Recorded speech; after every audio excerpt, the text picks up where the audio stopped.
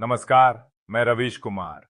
क्या आपने कभी सोचा है कि एक ही झटके में किसी बड़े नेता की किस्मत कैसे बदल सकती है? सोचिए, अचानक कोर्ट से एक ऐसी खबर आती है जिससे पूरे देश में हलचल मच जाती है। क्या राहुल गांधी और सोनिया गांधी की मुश्किलें सच में इतनी बढ़ गई हैं कि जेल जाने की नौबत आ सकती है? हाँ दोस्तों, आज हम बात करने वाले हैं उस केस की जो दिखने में तो पुराना लगता है, लेकिन इसकी हर नई सुनवाई में कुछ ना कुछ ऐसा निकल आता है जो पूरे सियासी माहौल को हिला देता है। तो चलिए शुरू करते हैं और जानते हैं कि आखिर नेशनल हेराल्ड केस में अब क्या नया मोड़ आया है जिससे गांधी परिवार की नींद उड़ गई है और शायद आपकी भी। लेकिन दोस्तों, वीडियो में आगे बढ़ने से पहले हमारा एक रिक्वेस्ट है कि अगर आप इस वीडियो को अभी तक देख रहे हैं तो प्लीज इस वीडियो को एक लाइक करके हमारे नए चैनल एसके वर्ल्ड न्यूज को जरूर सब्सक्राइब करें। दोस्तों, यह सिर्फ आपके लिए एक सेकंड का काम है, लेकिन इससे हमारी काफी बड़ी मदद होती है, तो प्लीज लाइक और सब्सक्राइब जरूर करें। तो चलिए अब वीडियो में आगे बढ़ते हैं। दरअसल कल दिल्ली की राउस एवेन्यू कोर्ट में नेशनल हेराल्ड केस की सुनवाई हुई, जिसमें राहुल गांधी, सोनिया गांधी और कांग्रेस के कुछ और सीनियर नेताओं को आरोपी बनाया गया है। कोर्ट में ईडी यानी प्रवर्तन निदेशालय ने एक बहुत बड़ा दावा किया। उन्होंने कहा कि राहुल और सोनिया ने इस पूरे मामले में गड़बड़ करके करीब 142 करोड़ का फायदा उठाया। सोचिए, 142 करोड़, और यह आरोप ऐसे ही नहीं लगाए गए। ईडी के वकील ने कोर्ट में कहा कि 2023 में जब 700 करोड़ से ज्यादा की संपत्ति जब्त की गई, उससे पहले आरोपी लोग उस संपत्ति का मजा ले रहे थे। मतलब जो पैसा आया वह अपने पास ही रखा, और यह कानून के हिसाब से अपराध है।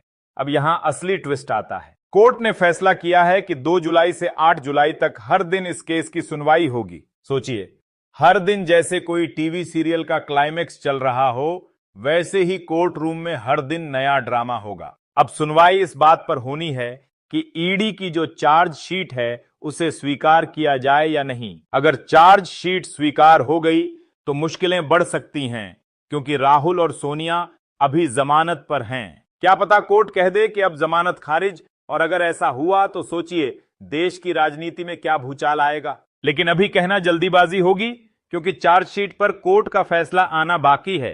वैसे यह मामला इतना लंबा नहीं चलेगा। 2 से 8 जुलाई के बीच ही सब साफ हो सकता है। अब आप सोच रहे होंगे, यह केस आखिर आया कहां से? तो कहानी शुरू होती है 2012 से, जब सुब्रमण्यम स्वामी ने एक निजी शिकायत दर्ज कराई थी।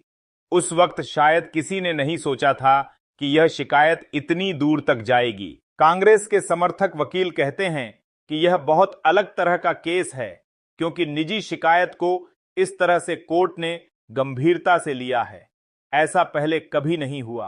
अब राहुल गांधी ठहरे जिद्दी, गाड़ी से उतर गए, पैदल चल दिए और बिना इजाजत के ही भाषण दे डाला। मीडिया ने पूछा, अब तो एफआईआर हो सकती है, डर नहीं लगता? राहुल गांधी ने मुस्कुराकर कहा, मुझ पर पहले से 30 से ज्यादा केस हैं, यह तो मेरे लिए मेडल की तरह हैं। वो तो केस तो लगाए हैं, 30-32 केस है मेरे ऊपर। इलेक्शन है सर, जवाब मिलेगा। मेडल मेडल है ये सब मेरे। अब कांग्रेस पार्टी कहती है कि यह सब सोची समझी साजिश है, ताकि राहुल गांधी को अलग अलग कानूनी मामलों में फंसाकर राजनीति से दूर रखा जाए, और बीजेपी तो हर मौके पर राहुल गांधी को घेरने का कोई मौका नहीं छोड़ती। जैसे ही कोई बड़ा मुद्दा आता है, बीजेपी के प्रवक्ता राहुल गांधी को निशाने पर ले लेते हैं। कभी उनकी फोटो एडिट कर देते हैं, कभी उन पर मीम्स बन जाते हैं, और सोशल मीडिया पर तो जैसे तूफान आ जाता है। लेकिन क्या आपने सोचा है यह सब किसका फायदा है? बीजेपी के लिए राहुल गांधी एक तरह से पंचिंग बैग बन गए हैं। हर बार कोई नई बहस हो तो राहुल गांधी को आगे कर दो और असली मुद्दा पीछे छूट जाता है।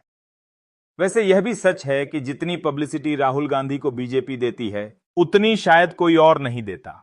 कई बार नेगेटिव पब्लिसिटी भी किसी नेता को बड़ा बना देती है, आपने भी नोटिस किया होगा। आज राहुल गांधी देश के सबसे चर्चित नेताओं में से एक हैं। अब कोर्ट का फैसला क्या होगा, यह तो वक्त ही बताएगा, क्योंकि कोर्ट सिर्फ सबूतों पर चलता है, राजनीति पर नहीं। लेकिन अगर फैसला राहुल और सोनिया के खिलाफ गया तो यकीन मानिए, देश में एक बार फिर बड़ा सियासी तूफान आएगा। मीडिया ट्रायल शुरू हो जाएगा और हर चैनल पर यही चर्चा होगी, कांग्रेस पार्टी और भ्रष्टाचार। अब सवाल यह है, क्या आपको लगता है कि यह सब सिर्फ राजनीति है या वाकई कुछ बड़ा गड़बड़ हुआ है? कमेंट में जरूर बताइएगा और हाँ, चैनल को लाइक करना, सब्सक्राइब करना और अपने दोस्तों के साथ शेयर करना मत भूलिए, क्योंकि अगले कुछ दिन बहुत दिलचस्प होने वाले हैं और हम आपको हर अपडेट सबसे पहले देंगे।